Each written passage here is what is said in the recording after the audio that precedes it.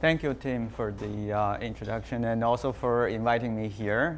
It's a very great pleasure to be able to tell you about some of the work we have done and also to try to sort of think about a rigorous way of defining a model as simple as possible to describe the consensus problem of Bitcoin and related blockchain systems, and potentially have some applications on proof of stake chains also, which we started to do some work there too.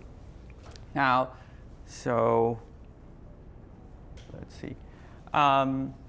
So largely our purpose is to characterize how safe it is, and unlike all the other protocols that we introduced earlier this morning, is that there is no finality in such a system. Right? So in the Bitcoin system, there's no finality. So consensus is entirely probabilistic. Okay? And once I heard that there is this voluntary money system, I got very excited and said, there's something, what can I do with it?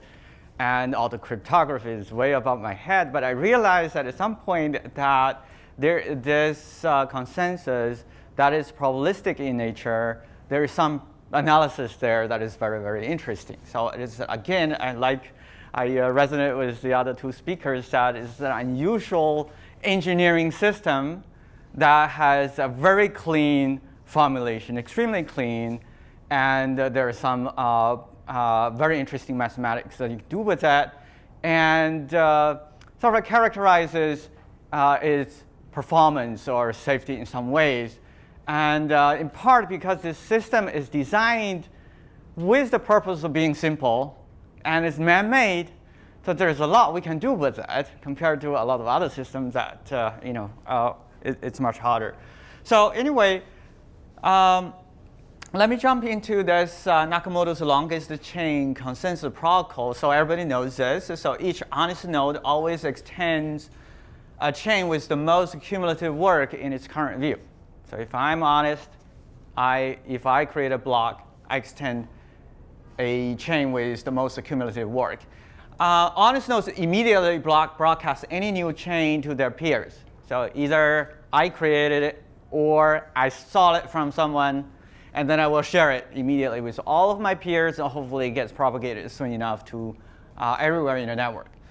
For simplicity, throughout this talk, I'll just say that the most cumulative work is equivalent to the longest, or what we call the highest here. And the commitment rule here is really important to us because there's no finality. So when do we commit to a block or a transaction? So Alice chooses her confirmation depth, right? And Bob sends Alice a coin. And the transaction is included in a block. That's what we call the first confirmation. And then after that, there can be many more. Okay? Once Alice sees k confirmations on her longest chain, she commits to the transaction and delivers goods and services. So that's basically how most often how we use it. And the rule of thumb is 6 confirmations in Bitcoin system. Now, what can go wrong? All right. So a longer competing chain may emerge. All right. So there's this transaction was already committed after k confirmations, and then another chain that is longer that emerged. And to Alice, from Alice's point of view, that's a higher chain or a longer chain. So Alice should, in fact, also commit to this block. And so our problem is that the transaction is excluded now, and Alice lost the goods and services and also lost the coin. There is no absolute finality here, so as I said, that we need to understand how likely this is to happen. And so practically, we'll design a system such that this is 10 to the minus 30, 10 to the minus 40, so that we worry about cryptography being broken more so than consensus being broken. So let me try to introduce a model that we find very sort of simple, and also is very helpful when we analyze a system like this. So I say genesis is made public at time 0. And then after that, there's block 1 is created. Throughout the talk, I call it block 1 arrived. This is really at the point the miner created it. Okay? But I would have to think about from the random process point of view, that's the arrival of a block. And they say it arrives at T1 that is strictly greater than T0 because T0 is a parent. And then block 2 arrived, block 3, 4, 5, 6. So I give them this labeling in the order of, in the birth order, basically. Okay? Not to say that this label is included in the block. It is not. The block doesn't know its birth order. But that's the way we're going to refer to them. All right? Now, I'm going to define a few notions. In particular, I like to define what is a safety violation, right, for our purposes. So one is that I need this notion of what we call a public height. So this is the height of the highest chain known to all nodes at time t. So this we are going to refer to this repeatedly. Okay. Everyone has a view, basically, right? So everyone in the system has a view. We're looking at basically the intersection of all the honest nodes, right? That's what they all know. And what is the highest chain in that intersection? The height is what we call public height.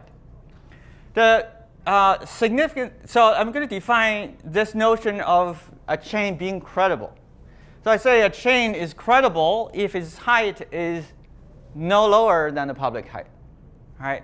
So a chain that is at least as high can be presented to someone, at least a newcomer, to say that, look, this is the highest chain in the system. You should accept this, and you should commit to some blocks that is deep enough in that chain. All right. So the purpose of defining this is to say precisely what can be committed.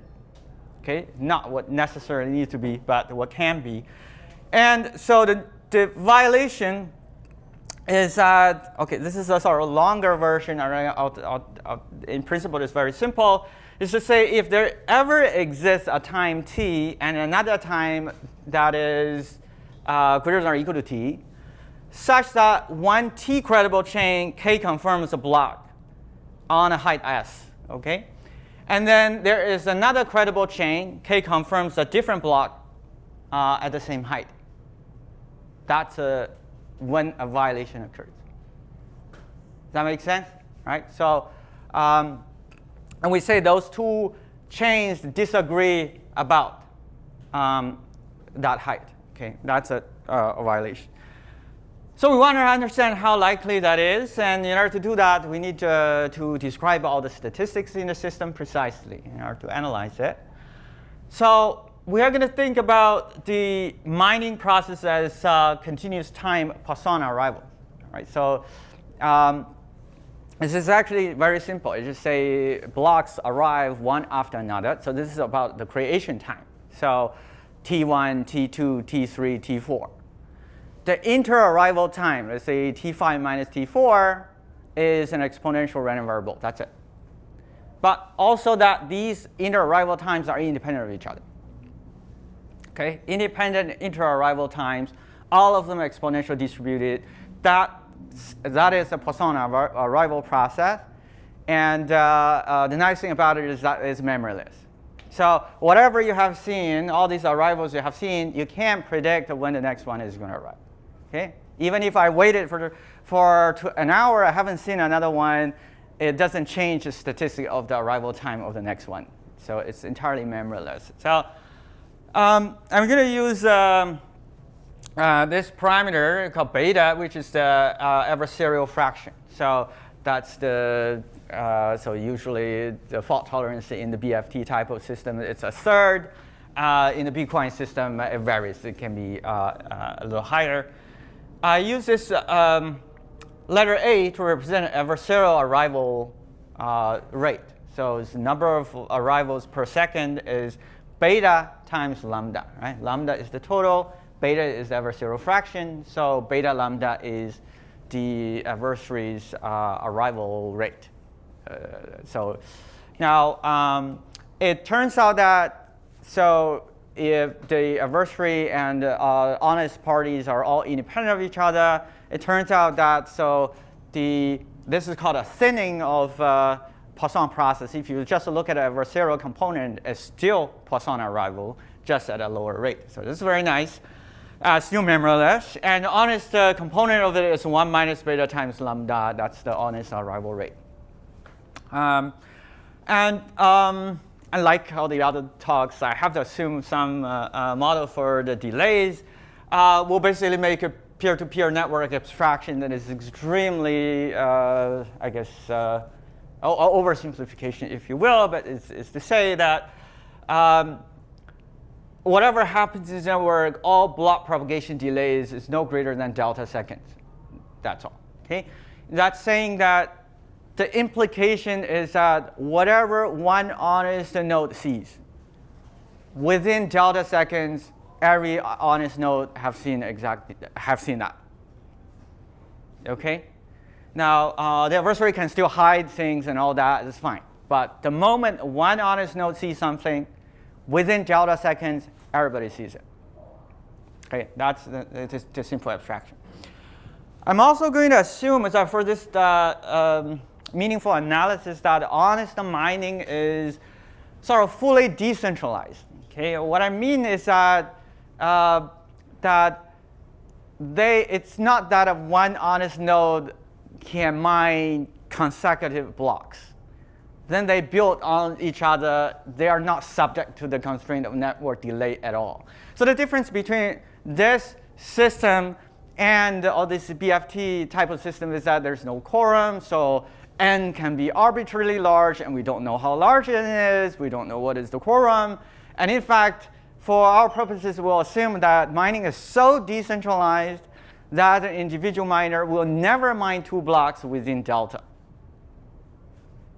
Okay, so that they will never grow their own chain, so they don't need the delay as an issue. But that's a really, really minor assumption, quite reasonable. And that's what I just said.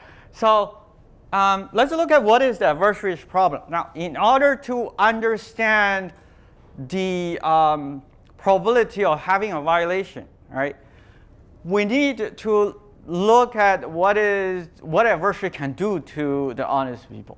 Okay, right? So in order to know that probability, which is the maximum probability of having a safety violation over all possible attacks, in a way we need to understand what is the worst possible attack. Okay, and that we'll focus on that problem. From the adversary's point of view, what exactly is that problem? Is that if honest people's goal is to be able to confirm something, and their question is, how safe is it? So this block has k confirmations. How safe is it? The adversary problem is then how to best violate this block's safety. That's the adversary's problem. Okay, I'll make a few assumptions, right? So essentially, sort of some worst case assumption. One is that adversary is Byzantine, and for our purposes, even if adversary is, we'll think the worst possible adversary is the adversary has a single head that controls all of the adversary resources. So as if it is one party, and it can extend any chain. So when they build a block, it can extend any existing chain, and it can hide their own blocks if they wanted, and can manipulate delays to peers also, and also manipulate delays between peers. Can you give a bit more details of what it means manipulate delays to peers? Is there still a bit delta that cannot go away? Yes, exactly. So subject to that delta constraint. So I say that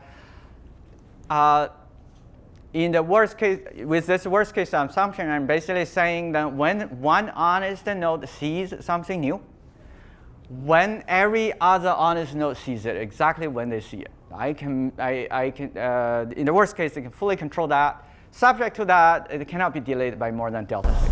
Okay, so can you read all the messages, and delay, but not more than delta, as you said before? That's right. Certainly, very bad case. Now, the existing model generally think of every node as a Turing machine, and some are Byzantine, or they can be corrupted, and so on. And we heard of views quite often this morning. So there are as many views as there are nodes. And in this case, we're saying that an arbitrarily large number. And also the views depend on the P2P network and depend on the adversary's manipulation. And so it's difficult for us to exhaust all the possible attacks. Right? So, and all the possible states the system can be in. So, what's the question? Yeah, sure. So first point, is that all you're allowing the adversary to do, or are those just 3 examples of what the adversary? That's an example. So I'll say a few. What else do you have in mind? Well, the next line says it's a Turing machine, which means they do whatever they want. So I'm having trouble reconciling the first 2 lines. Oh, I see. So I think this is the existing model. I'm not making this assumption. I'm saying the existing analysis quite often think of them as Turing machines. I'm not doing any of that. Thank you. Good question. We will make this assumption to say that the Byzantine adversary has full knowledge of history. So whatever has happened in the entire system, every single thing that it knows. So it's really a worst case assumption. The adversary can also, I think I just explained it, manipulate delays arbitrarily subject to this upper bound. The adversary can also break ties arbitrarily, and we'll take advantage of that to say that if there are 2 chains in a system of identical lengths, which honest node, every single honest node, which chain they adopt. So let the adversary decide that. Okay, so what we want to do is to evaluate this maximum probability of violation over all possible attacks. So subject to this constraint, or whatever the information the adversary has. The adversary sees everything that has been so far. It doesn't see the future. Okay, it can't predict the future. Can manipulate the delay subject to this constraint. Can break ties, and we want to know this. So these are the only parameters in the system. Okay, the arrival rate, adversarial fraction, the delay constraint, and the confirmation depth. There's nothing else. It will be a function of these 4 things. And this implies that if you prescribe a safety, okay, A and H are the same as beta and lambda, and also the delay bound, that tells us how many block confirmations we should wait for. And that's practically meaningful. Right? So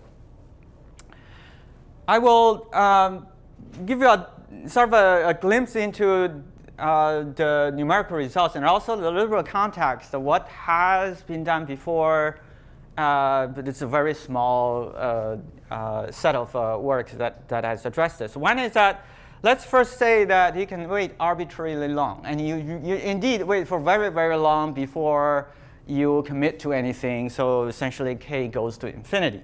In that case, we know that, of course, Nakamoto already said, so you have to be under a half adversary, otherwise it's unsafe, right? So beta is the adversarial fraction. Garay proved that, well, there is also a threshold here to say that if your adversary is below this fault tolerance, then it's asymptotically safe. It's just that we know that if you wait for very long, the chance of reorg is vanishingly small. So it was only several years ago that this was established, that exactly where the boundary is. So this is in the situation where we have a delta. So that delta gives the adversary some additional power. And so the threshold is not exactly a half, and we're going to get to that formula later. What remains to be understood is that, yeah, certainly I don't want to wait for 10,000 blocks before I commit to anything. So if I have a certain desired sort of safety, how deep should I, yes, question, how deep should I? Yes, can you just clarify that safety boundary thing? So I'm not familiar with those other pictures, but like if you take Nakamoto, where there's no delays and stuff, then that's just like an asymmetric random walk. Yeah. So it is the case that if you That's right. So you could make the probability arbitrarily low if you wait long enough, even if the honest share is like 50 plus epsilon. Yes. So the Adversary is, honest is 50 plus epsilon. Exactly. As long as it's not 50-50, right? So I'm saying, so that means that the Gary paper and the other one have to be adding something on top of the initial number. Yes. Is it this delay stuff? Like could you just? I will give you examples, precisely what can happen to move this needle. But so those are different models then, right? Like No, it's exactly, well, so. Again, asymmetric random walks always drift in the direction of the drift. The analysis is not exactly it's much more complicated than That's that. the Nakamoto model. Yes. So I'm saying under Nakamoto 50 plus epsilon, I can get the probability of the probability of reversion of the arbitrary small. That's right. But that delay that has. presumes a specific attack, right? Sorry? That presumes a specific attack. Oh, right, yeah, fine. The double spending or majority attack. Yes. Okay. So that's part of it. Yeah, What if the abstract can do lots of different stuff? Is it still 50% or is it richer attack space? Okay. Yeah, it becomes obvious when I show you the examples. Okay, so the question is, well, how long should you wait if you want, let's say, okay, I'm using a very unrealistic number to say 1 in 1,000 chance of being seeing a reward.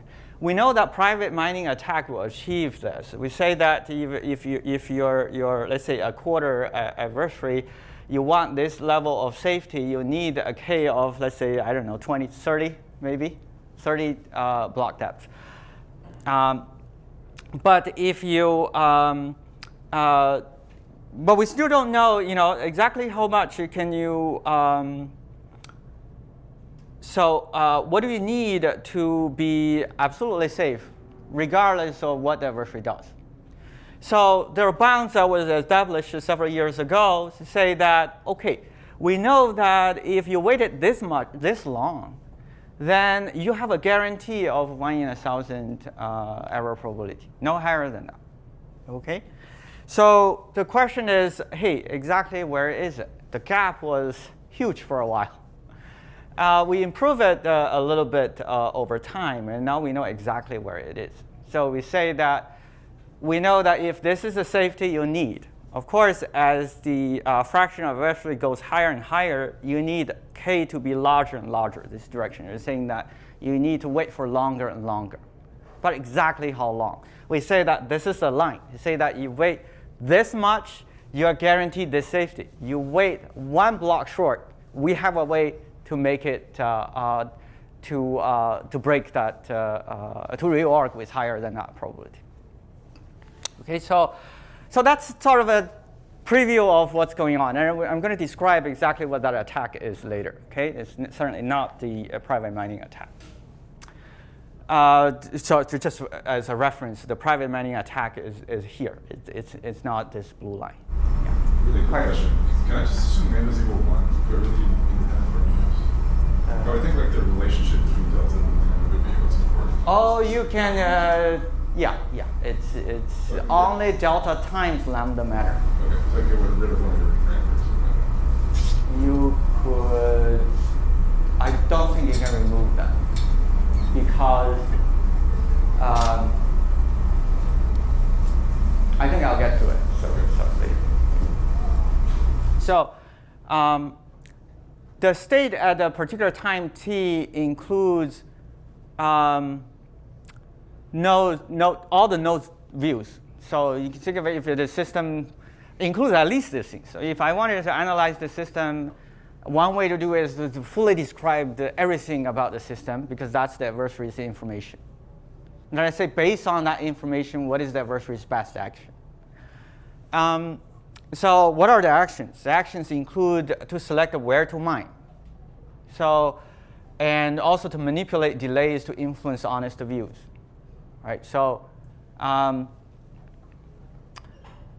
where to mine, meaning the adversary mines themselves. So they can place a block somewhere, and they need to choose where to grow their chains. 2 is that they can try to influence the honest views by doing whatever they can. Okay? And so this is, and you can think of the system as any given time is making Markov transition. So a new block arrives in a view, for example, is a transition from one state to a new state. And in addition that a new chain in one honest view can enter all views within delta seconds. So they can enter different views at different times. Any single time there is a view change in any single honest node is a change of state. Okay, and it is a hard continuous time Markov decision problem. Okay, we don't know how to directly handle that. So here's the trick that we introduced to say that like the state is too large, and the set of actions are too large. We don't know how to exhaust them. So we realized that if you think about giving the adversary some additional power, additional privilege, we're only helping them to attack the system and achieve violation at higher probability, presumably. So that's a way to come up with a performance guarantee. So that's our goal. So let's first say give the adversary some, so this is the original attack space. I would say let's give the adversary some privilege. And the privilege goes as follows. The adversary selects a feasible parent upon each arrival. So previously, the adversary needs to decide where to mine. Okay? Here we're making an assumption that if your block arrived, and then you place it somewhere to say who the parent is. So certainly, well, impractical, right? So a baby is born because parent made them. Here we're saying that baby somehow is brought here by a stork, and then we decide who is the parent. Does that make sense? So that's the additional privilege we have here for the adversary, which is to select parent after birth of a block, okay, immediately after the birth of a block. Now that includes honest blocks. If we said that honest arrival is just a Poisson process, here comes an honest block, someone mined it, okay, and the adversary gets to select who is the parent. Who is the parent block? But subject to a constraint. I'll name it shortly. Okay. Now, so once we allow the adversary to do that, the adversary doesn't need to do anything until a block arrives. Okay, there's nothing to do. So the decisions are now at discrete point in time. So it's a discrete time Markov decision problem now. Does that make sense to everyone? So wait for arrival of block. Basically put it on the block tree. Okay? All right. That's the adversary problem. Now, it so happens, well, once you do that, of course, the adversary now has a larger set of possible attacks to use. Okay? Previously impossible, now it's made possible. It so happens that this attack space is easier to understand. It's easier to analyze. And we can find what exactly is the optimal attack. To solve this discrete Markov decision problem yields a precise optimal attack. Now, what surprised us is that it turned out to be in the original attack space. Okay? The adversary doesn't need this extra privilege. Whatever this attack needs to do, it could have done it without that privilege. So that shows us that this is an optimal attack. Now, this is optimal for proof of work. When you deal with proof of stake, there are other issues that this doesn't immediately handle. If I get time, I'll get to that. So I'm curious, why did you find it surprising? As opposed to, it seems like what you're saying is at any given moment in time, there's some natural worst block for the adversary to extend, basically. Yeah, okay. Maybe it's not obvious to me when I was doing it. So for one thing, that there are all these subtleties. For example, without a privilege, if the adversary decides to make a block public, so it was hiding it and made it public, even if the honest node did not make a child of it, it becomes public already. That it cannot then hide it again. But with this, for example, you can hide for as long as you want and decide to make it public when the honest people can make a block out of it to extend it. And you can keep hiding it if they don't. So there are these subtleties that it's not obvious that it is not making the adversary strictly more powerful. So yeah, so at least the attack is non-causal here. Yeah. So just to think of it as a Markov decision problem, the general setup usually is that, OK, there is a state. There's always a state. The system always is at a particular state in the entire state space. And then it takes, at that state, it needs to make a decision on taking an action. And that action is going to take the system to a new state. And it takes another action and moves to a new state. And so this is how it works. Now, so in order to analyze it for us, we need to say that what it means for the adversary to succeed in doing something. Okay? And that is defined as this reward. So the reward for the adversary is violation. For our convenience, we'll just define it to be such. There's a set of states that are in violation. So you look at a state, you know there's a violation right there because there are two chains disagree and they're both long enough. They both commit to blocks. And without loss of generality, I will assume the following. So as soon as the system hits a state of violation, it's game over. The next state is, let's say, the system is dead. I use this to represent that this is the end of it. And the reward function is defined to be basically if you are currently in a violation state, then you get a reward of 1. But if you're already, the system is already dead, there's no more reward. So essentially, the trajectory of the system has two possibilities. One possibility is to visit this set B. There is a violation, a point of violation, and then the system is dead. So in that case, the adversary collects 1 unit of reward. The alternative is it never enters that state of violation. So there's never a reward. Okay? So that's what we're interested in. And we want to understand how likely it is to ever enter that, to ever receive this reward. Okay? And later we'll look at the expectation of this, which is basically the probability of violation. Okay? So let me define the notion of the public view. So it consists of, the concept here is that it consists of all chains known to all nodes. All right, so that is the intersection of all honest views. All right, so that's what we call a public view. So our claim is that this is the weakest view in the system. Okay, so and for our purposes, if it is fully decentralized, we can also say that, okay, someone is going to have this view. Or at least a newcomer can potentially be convinced of this view. Okay, the adversary is going to say, hey, this is what it is. This is all that is, all the chains that I have ever in mind. And we say that if we want to understand safety of the system, it is enough to focus on this public view instead of all the views. Because this is the weakest one. So if I want to create a violation, I have to convince this public view that these both chains are what we call confirmed, K-confirmed. And for our purposes, we say that because it's so decentralized, we can say that also that someone really has this view. Reasonable? Okay, because the adversary can control the delays so that it can always make sure that there is at least one node in the system that is the last to see all of these possible blocks.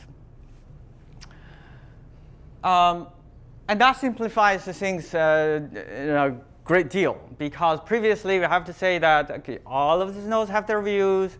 I have to keep track of the evolution of all these views in order to understand who agrees with who sees what, and which chain can be used to convince one node that some blocks are committed, and which ones I can use to convince some other node that a different block is committed, and so on.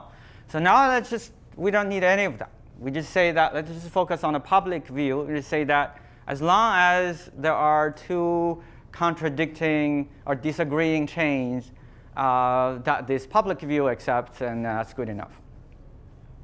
Okay. Also, that I will not get into the sort of proof this, but I'll just argue. And so the proof, we did the proof in a paper.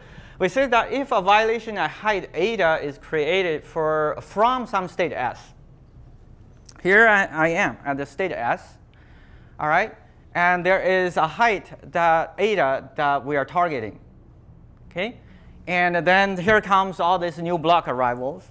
If there is a way for the adversary to create a path to violation using these future arrivals, we claim at that point, if you look at that state, you only kept two longest chains that disagreed about that height. You will be able to use all these arrivals to create that violation too. In that sense, the whole block tree is not needed. I don't need to keep track of the entire tree. All I need to keep track of is that those two chains that disagreed about that target height. Does that make sense to everyone? Okay, so that's our argument that we make. Now, so what's the purpose of all of this is to simplify the state. It's a growing tree otherwise.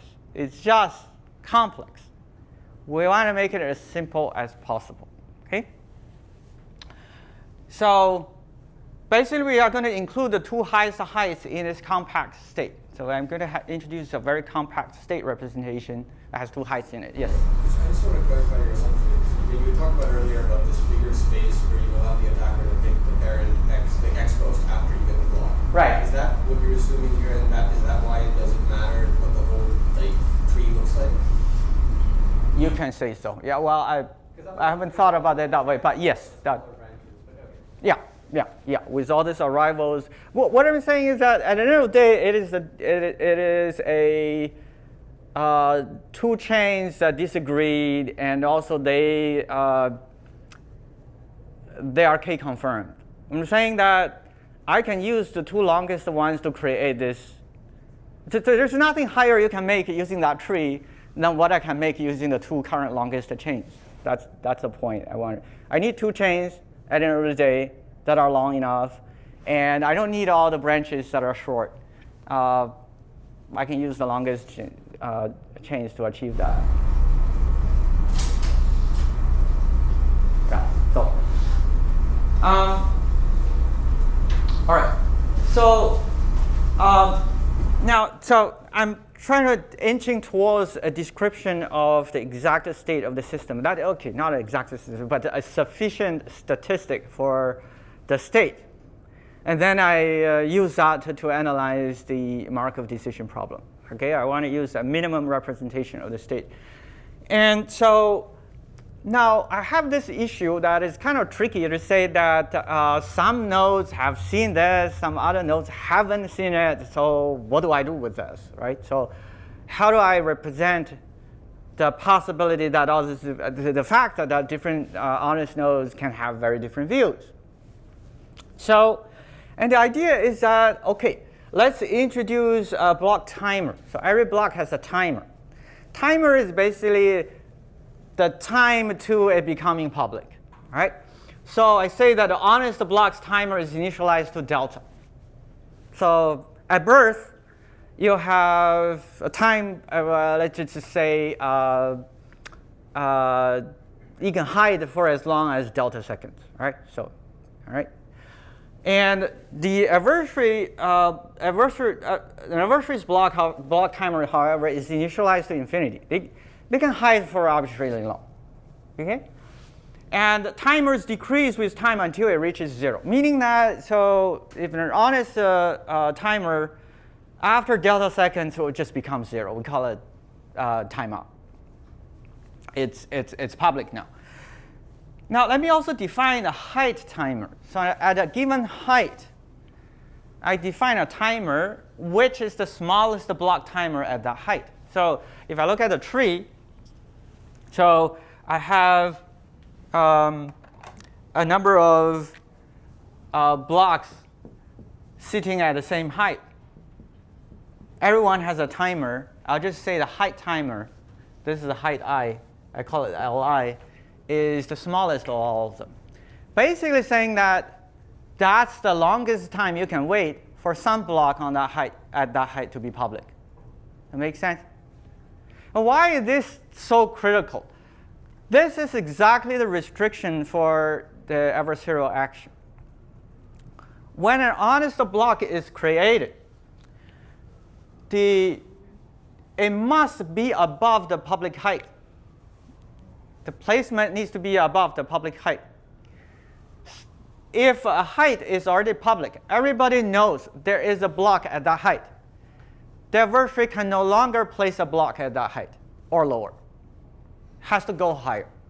Okay, so this is the restriction on the adversarial action. All right, so I actually explained it. So the block timer, the height timer being 0 means that height is public. All right, if the height timer is not 0 yet, it's greater than 0, then something is not known to the public. Yes?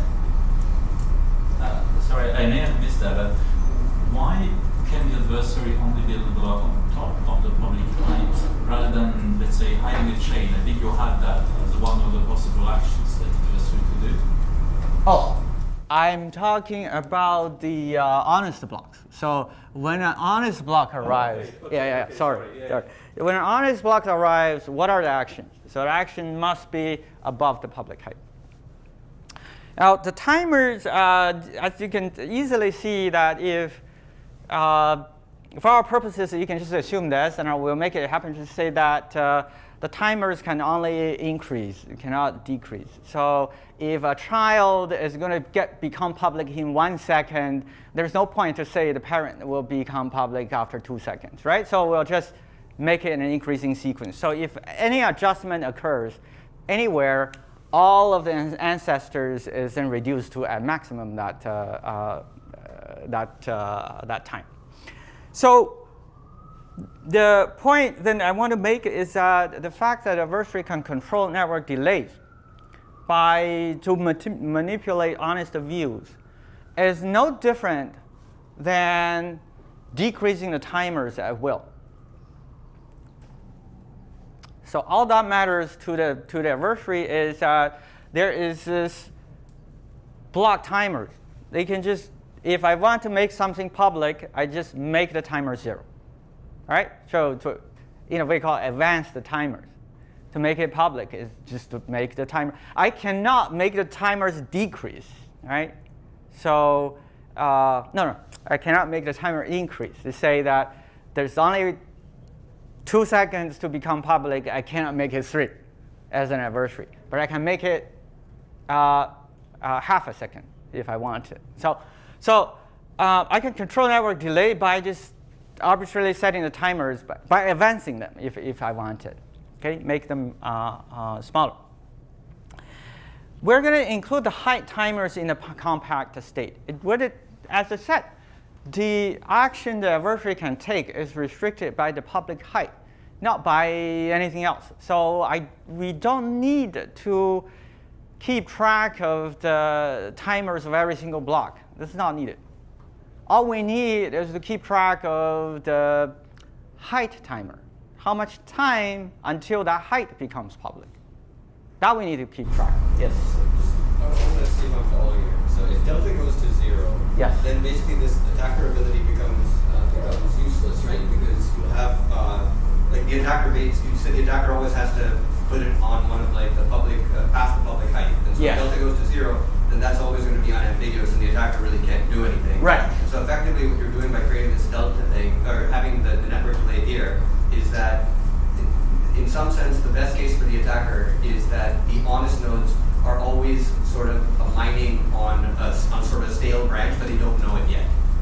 Right? So like when delta thing, because you're choosing the pair of X posts, Yeah. Like in some sense, if it were happening organically, it would be like, let's say I'm the next honest node to produce, but I don't actually have the longest chain, but I don't know it yet. And so in your case, the attacker can just say like, oh, there's a new honest block, but it's not actually going to add to the longest chain. It's going to add to what that person comes along. And so the delta is what's sort of allowing you to do that here. Yes. Okay. Yes. Okay. So, okay. So for simplicity, throughout the rest of the analysis, I'll just assume the adversary attacks height 1. It looks oversimplification. So we're saying that here's the genesis, and then after that, blocks keep arriving. The adversary's goal is just to create a violation at height 1. Now, but practically, you'll be interested in attacking other heights, so we can adjust for that. In the paper, we actually worked on that. But I hope it's reasonable for us to dwell on this height 1 safety just for now. Okay. So, so what exactly is this state representation? So recall that it is enough to include these three things: the height of the highest branch, the height of the second highest branch. So here we are saying, what is a branch? So look, so we're attacking height 1. So there are as many branches as there are height 1 blocks. Does that make sense? All right, so those are the ones we wish to grow. How the details of each branch doesn't really matter. It's how high that branch is that matters to us. All right, so it's the height of the highest branch, height of the second highest branch. That means that these the two that are the only ones that are competing meaningfully. And I got all the height timers. So this is exactly the state. This is the state representation we use. M is second height. N is the highest height. And D is one we introduced to say that the height of the highest finite timer. So there's no point to look at all the infinities to keep it in the notation. So we just say that you hit D, above that is all infinity. We don't care. So not that we don't care. That doesn't need to be included in this notation. Does that make sense? Also, that you can prove that also below M is the second highest. You might as well make everything public. It's irrelevant that as far as the optimal attack is concerned, the adversary will never place something that is lower than that. There's no point to do that. There's no point doing that. So you might as well to make all of those timers 0. They're all public. They're not part of the competition anymore. So this is a very concise representation. And I have also two binary variables here. IA is equal to 1 if this state has one new adversarial arrival that needs to be placed somewhere. If it is IH is 1 as there is an honest arrival that needs to be placed somewhere. This is a state where it's begging the adversary to take an action. Place that block somewhere. Does that make sense to you? And so I'm using these two numbers. You might as well just use one binary to say that is it honest or adversary. But in proof of state, you have a situation where you can place multiple adversarial blocks at the same time, and things like that. So I will use this type of notation here. Okay, so this is sort of makes sense to people that why this is the notation. Yes. So which one capture the bracket K combination? Oh, not yet. So as far as the state is concerned, you see that this is one beauty in the Bitcoin system is that K is user's choice. It's not part of the consensus protocol, right? It's not a problem. Now, so what are the possible actions? The action goes as that if you place a block on higher height, so there are two branches. So there is a higher branch. You place that height I use this notation. You place that lower chain at height I use this notation. So those are all the possible actions you can take.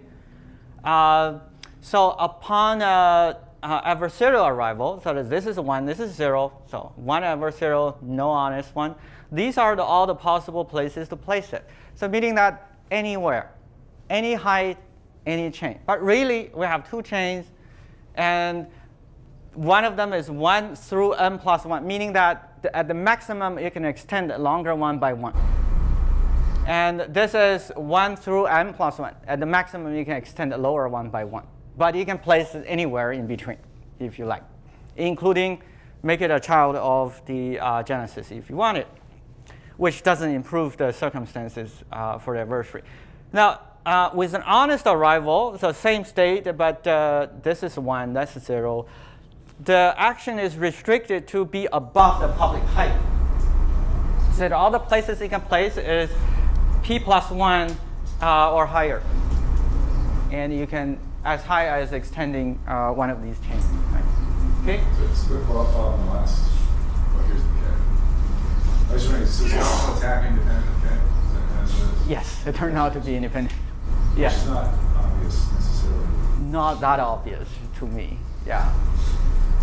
So you can define all the states in violation, which is say that, so this is the state, and I say the violation as simple as saying this m, the length of the second longest chain, first is no shorter than k, so that I can confirm something. Can k confirm a height 1 block? Secondly, it needs to be above the public height, otherwise it's not credible. It needs to be as high as the public height. Does that make sense? And this is violation, nothing else. This is exactly what violation is.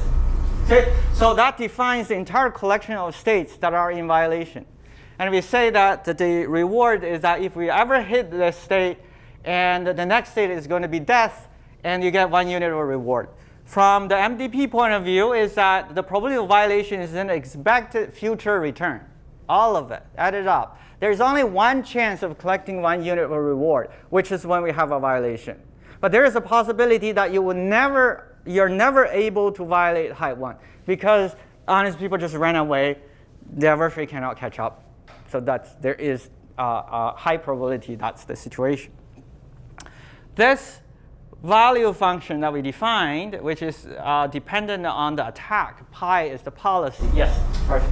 So if the two longest chains are, if there's a gap between them and an honest block arrives, is the attacker always just going to want to basically append to kind of the longest chain but not at the tip or something like that? Like, is he? Well, actually, so I'm going to show you the tension there. So there's a the adversary would like chains to go longer, but at the same time worry about public height going higher. Does that make sense? So it needs to trade off between these. And this is the Bellman equation that sort of, in principle, solves for this. To say that the value of a state is that if you are in violation, you collect 1 unit of reward and we're done.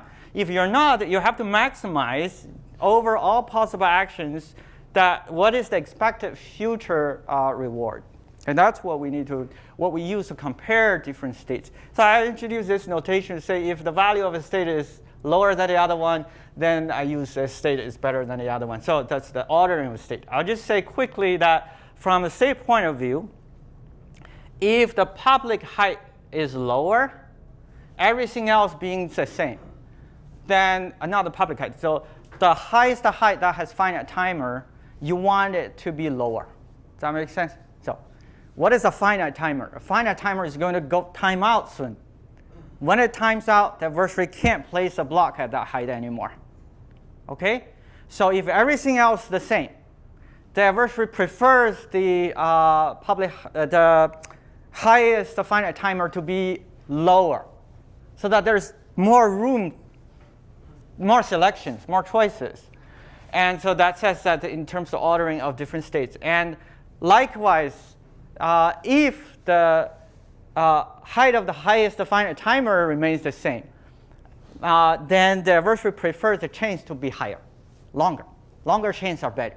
Okay? So that sort of partly answers that question.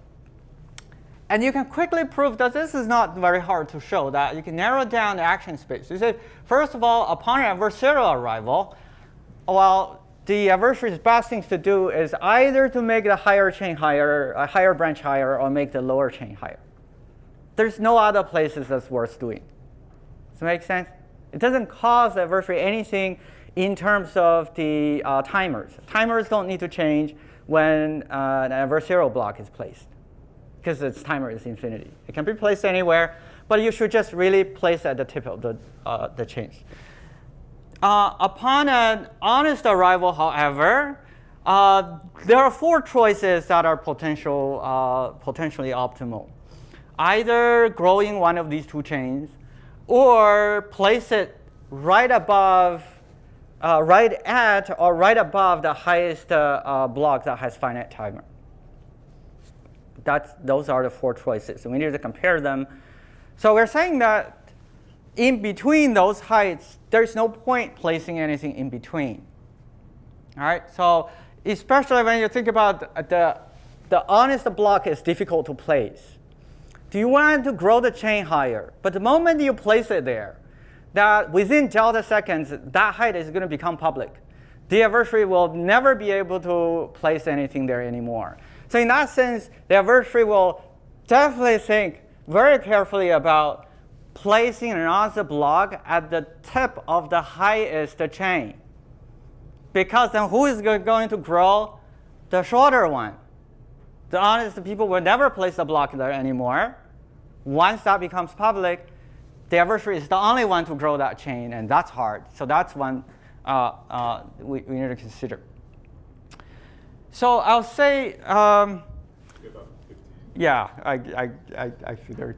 So you can analyze. So I'm going to use this simple case of 0 delay to just give a sense of how you can analyze this. So the state there is all the timers are either 0 or infinity. Okay, the delta is equal to 0.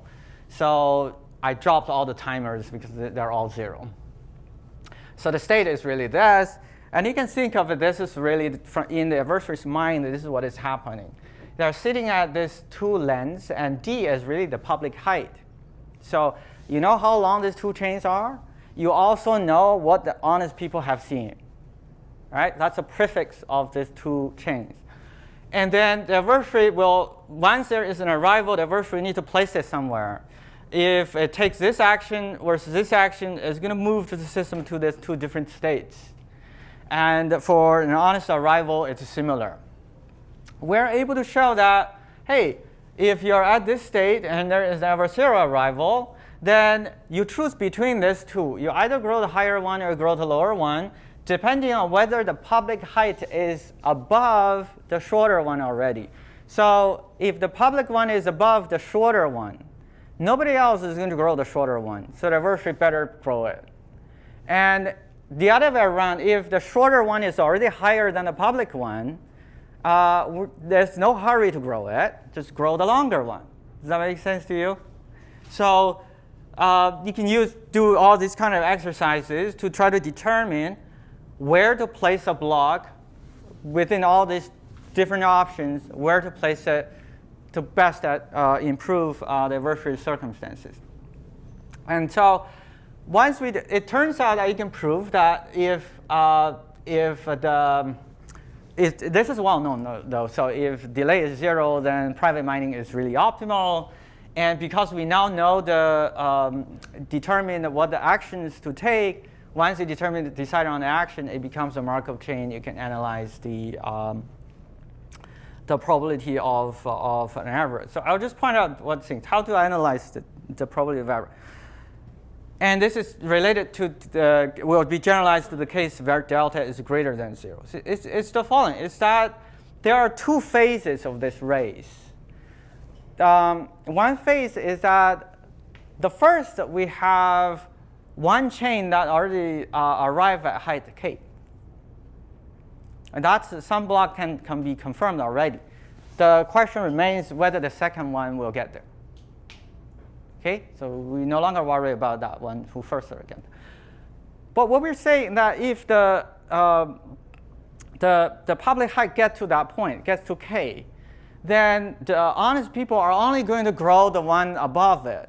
And it's only the adversary is going to grow the shorter one. So there is a sort of a phase transition in terms of the race, which is what before the public height gets to k versus after. And I guess in the interest of time, I'll skip the details. So we will analyze these.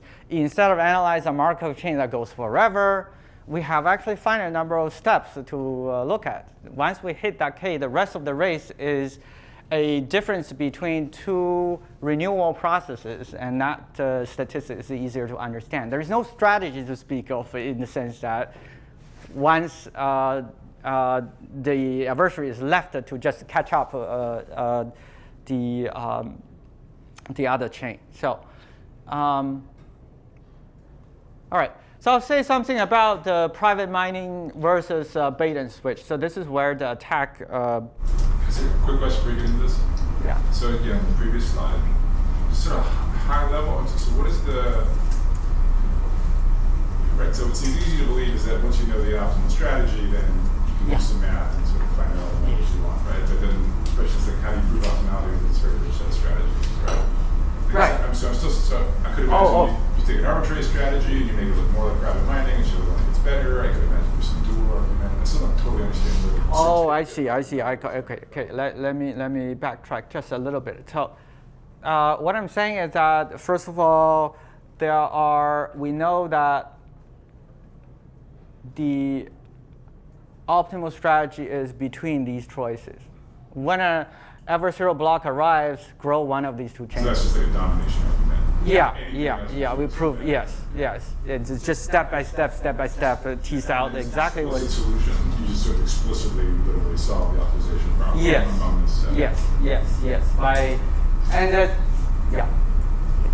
Perfect. So I go to talk about, for example, if I'm an adversary should I continue to keep my block private? Yeah, okay. That's a great question, because when delta is not equal to 0, that's exactly what you need to consider.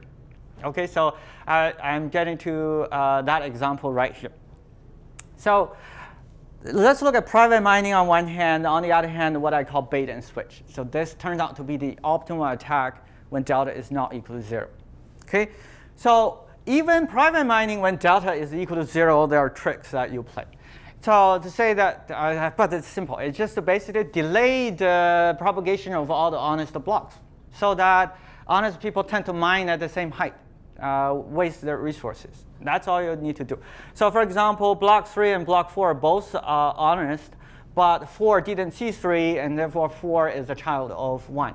And the adversary focuses on growing its own. And so in this case, for example, there is no violation here. If k is equal to 4. This one is confirmed, this one is not confirmed anything yet. So the game is not over yet. But with the same blocks, you could create a violation by doing the following. So the adversary is 2, okay, same here. It's exactly one step behind, but this is not public yet. What the adversary does is to make this public. And also by the tie-breaking privilege, make all the honest people mine here. Does that make sense to everyone? Okay, so what happens is that block 4 is then placed here. And then it goes on, 5, and then 6. Again, what happens is that 6 is not known to anyone yet. And the adversary created block 7. It's sitting at the same height as 5. And then make it public. And so block 8 is now balancing block 6. See what it's doing happening here? It's by delaying the honest blocks, create a situation that the honest miners help balance their own blocks. The honest people has only 2 blocks here, and create a violation already, right? So it turns out, now we sort of understood that possibility. I'm not going to go through this exact description of this bait and switch. Basically, largely, do private mining, except when there is the opportunity to attract honest people to help you make up for one block of difference. That's it. Now, we proved that under proof-of-work longest chain protocol and delta synchrony bait and switch maximizes the probability of safety violation. Okay, that we can prove. And sort of say that a little bit of, so once we prove that, the remaining thing to do is to figure out what is actually the probability of violation. All right? Now, that reduces, there is no strategy to speak of anymore. We said exactly what the adversary does. That's the, if you will, control policy, or you call it an attack, and however you call it. It's, from then on, it's all Markov chain, right? So things arrive, the adversary places somewhere according to the plan, and the state evolves, and we just look at what is the chance that state ever hits the violation state. Now, so for that analysis, it's helpful to think of, so this is the adversarial arrival process. That's the Poisson process with rate A. And it's helpful to think of a jumper process. Jumper process goes as follows. So say that a jumper is an honest block that arrives at the height first. Okay, so you can count how many jumpers have there been so far, right?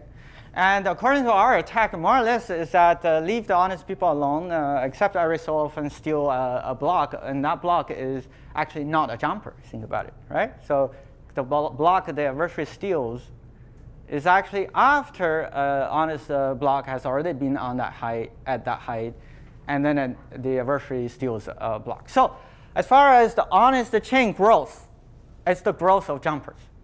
It's exactly the growth of jumpers, okay?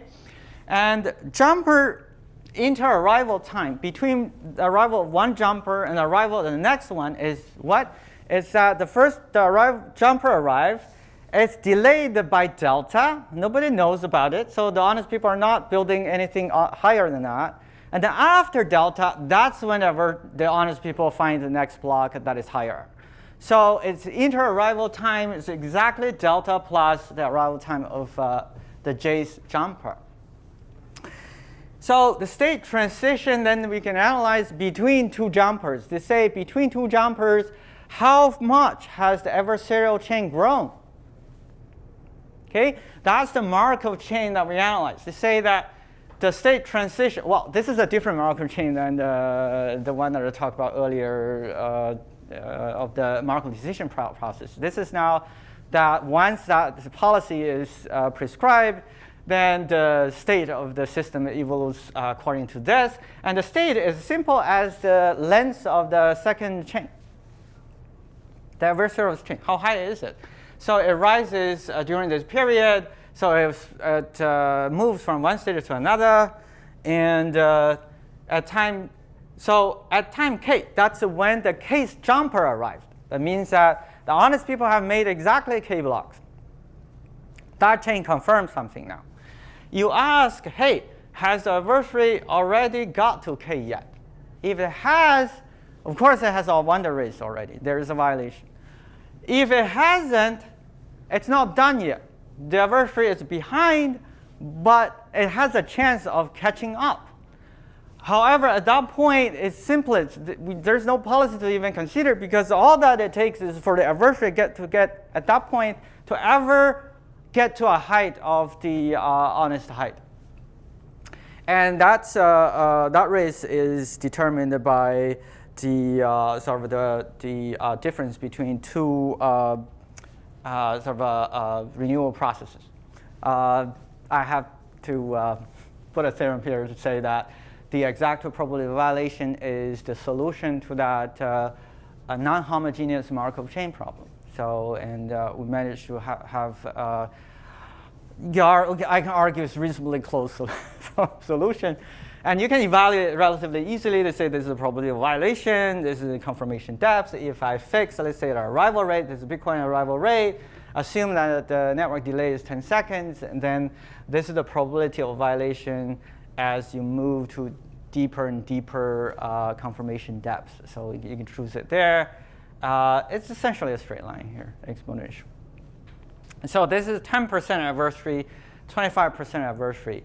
I will argue that although this 51% is the sort of the 50% is the ultimate default tolerance in theory, practically 40% is probably where it is as high as it can be, because otherwise that you will wait enormously long to confirm anything. So we can also look at the throughput and latency. I think it's actually for the other talks, it was very important factors to look at. You can, once we know precisely how safe this thing is, at least in theory, you can say, hey, can I change the design parameters to improve the system level trade-off? And this is what we did. More or less, we're saying that, hey, you can try to maximize throughput. Subject to that, this is for K confirmation to take this long. So that's the delay expectation. If user has a delay expectation, then place it here. And also, there is a safety requirement. This is how safe you want it to be. And you can, under those constraints, you can say, hey, maximize the throughput by tuning some parameters. One of them is block size. All right. The other one is arrival rate. So these things are what, for a given fault tolerance, which I can't change. I will just leave it as it is, say 40%. Then say that you can choose the block size and mining rate. What is the highest throughput you can attain? And we got some results that says that this is the throughput. I think our follow-up, why can't I set B to infinity?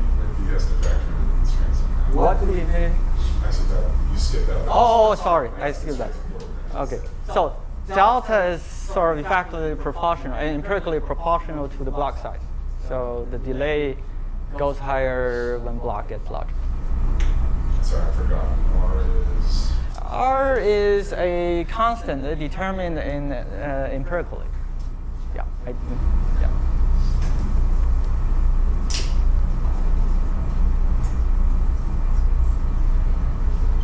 So we carried out this exercise. We said that this is the true expected latency measured in minutes. All right. So this is the throughput. And we're saying that we want just 99.9% safety for up to 40% adversary. So we know precisely where this trade-off is. So on this side, it's not achievable. However you design the parameters, you're not going to get there. This side is that you pick the right parameters, you're going to be able to achieve anywhere you want it. And the Ethereum parameters, POW parameters roughly here, and Bitcoin is here. It's saying it's very long latency, very low throughput. We're talking about like 2 kilobytes or something like that. So 2 kilobytes per second. So it's very, very low. There's some room to grow. But there are other considerations here that we are certainly do not ignore, like decentralization and all that. I don't have to go through this proof of stake stuff. Maybe I'll just mention one issue. So what are the issues? The issue is that the slot leader is determined by stake or some private keys. So the adversary knows the timing of its own future arrivals. So, and this is in addition to all the other states in the system, they see their own future. Okay, and how to address that? So the adversary can, everything else the same. It's still an MDP. But we don't have that dominant strategy anymore. So earlier, all the strategies dominant. You don't even think about K. You don't think about there's nothing about the future you can predict anyway. But now the violation probability is also dependent on the future arrivals. So the adversary sits at a given point in time, look at its own arrivals in the future. It changes its view about its chance of succeeding. And so, yeah, I guess I'll stop.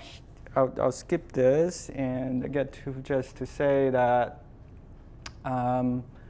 we certainly learned a lot from other people's work in the field. I'm not doing justice to everybody who has worked on this, but this is a sample of work done in this area. Yeah, I should acknowledge that I had one PhD student, Jing Li, who started working with me on this some years ago, and I had Lin Ren as a collaborator for a period of time. And then most recently, it's my PhD student, Shujie Cao, who worked with me on most of the things I presented here. It's with her. And so thank you.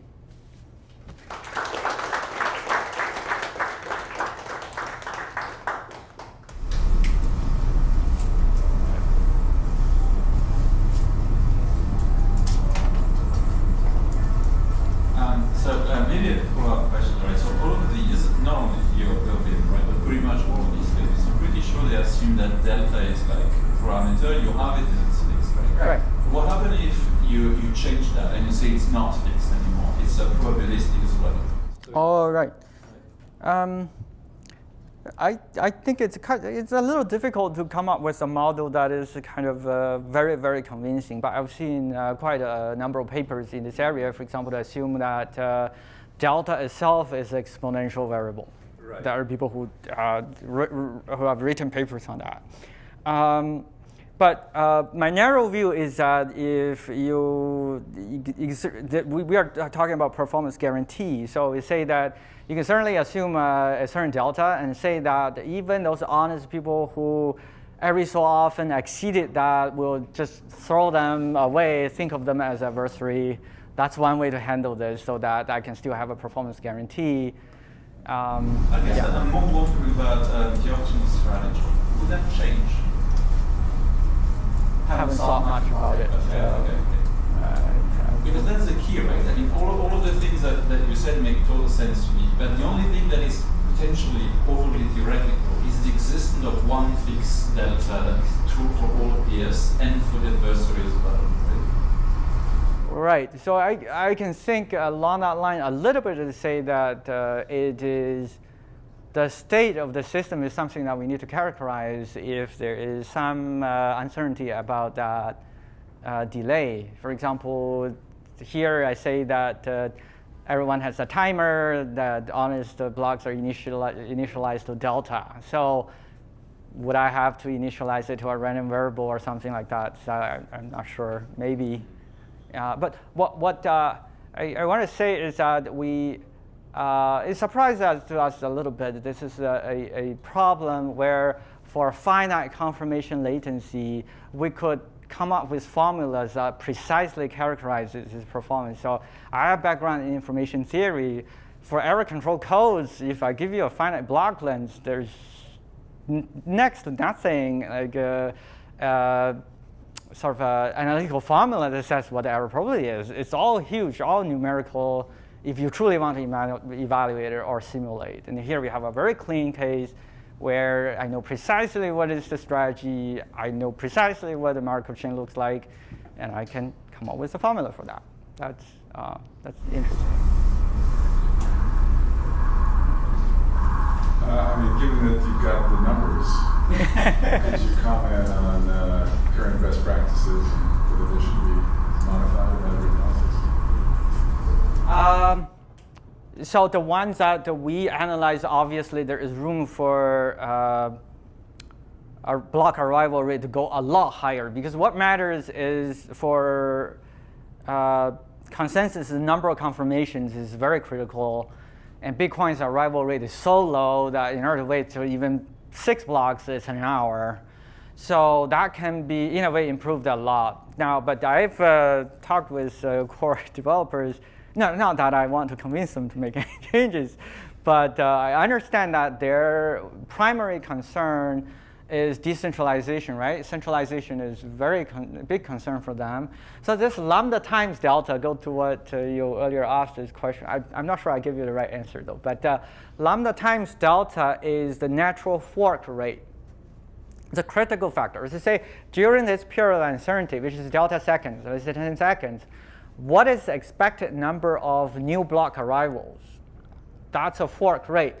Now, all those forks are wasted resources. And the little miners don't like that. It's like I mine a block finally, and it's reworked out of it, that I don't get any reward. And that encourages centralization, because then you will never be, let's say, making 2 blocks on the same height in some sense. And so they worry about that, so they want to keep it low. So while you can increase the throughput by 1 to 2 orders of magnitude easily by making lambda times delta approximately equal to 1. Meaning that during that period of uncertainty, roughly there is an additional block created. That's the pace you would like to maximize the throughput. And then K is going to be 10 times bigger or something like that. Yeah, something like that. But, well, the arrival rate is 2 orders of magnitude faster. 3 order of magnitude. 100 times as many blocks, but 10 times as many Yeah, yeah, yeah, yeah, yeah, yeah.